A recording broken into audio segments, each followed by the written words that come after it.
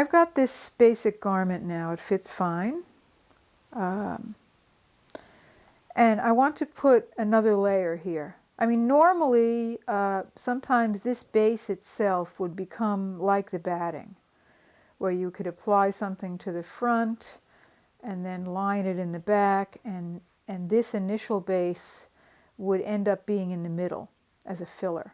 And that's very common to end up with that, and I may, in fact, end up with that. But for the beginning, I'm taking a very basic approach here. You know, if this base was pieced from other cloth, I may not even put anything on top. But this is just a sheet, and I want to decorate from the front on this one. So, I mean, normally to get a layer of cloth on here, you could actually cut another one of these and just put it over it and sew them together. But I rarely have that much large cloth anyway. I mean, just the fact that I had this big piece is kind of strange.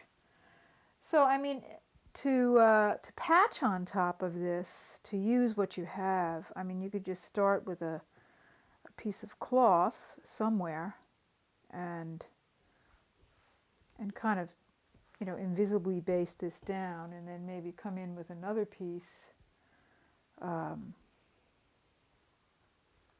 You could overlap it by folding it over the edge if you don't want ragged edges, and then go ahead and sew this one down. But, you know, I really find it easier when I'm doing this to use what I call the strip method, and especially since I have a lot of little scraps. What I like to do is chain them all together and make myself long strips to work with. And they can be placed either across, or I usually start from the front edge or down. And the reason for that is, you know, sewing them together either by machine or by a hand stitch, and then just kind of pressing the seams outward. You're starting out with you're kind of starting out with a larger piece, but you're able to use your smaller pieces. And there's just a nice variation that happens when you use your scraps like this. And then, you know, you can come in and put another strip over.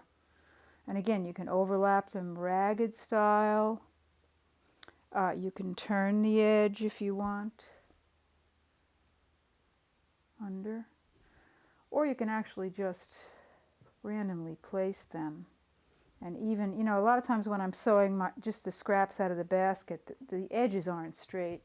You can always come back in later and use, I love using scraps that are just as is.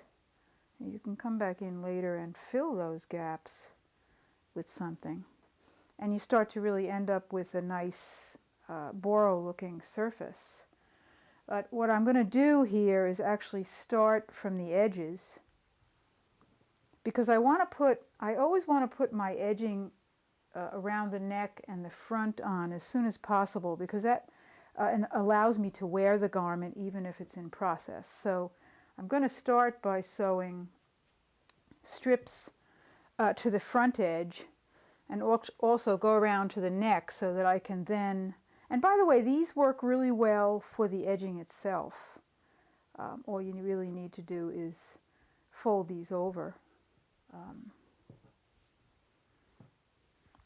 You know, you're edging, you're kind of just encasing your front section. So those can be used for your facing too, but I'm going to treat the facing separately because there's several different ways to apply that. So this is where I'm starting.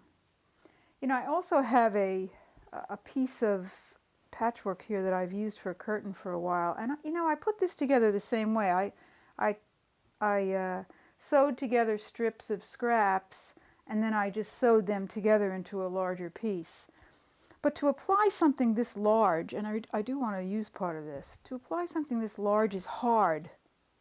So I'm probably going to go back in now and actually cut strips off of this. I also need to sharpen my scissors, it looks like. Because when you cut up an existing patchwork, you also get sort of a random, when you're cutting into the patchwork itself, and you're starting to randomize that arrangement. So it's just easier to work in strips.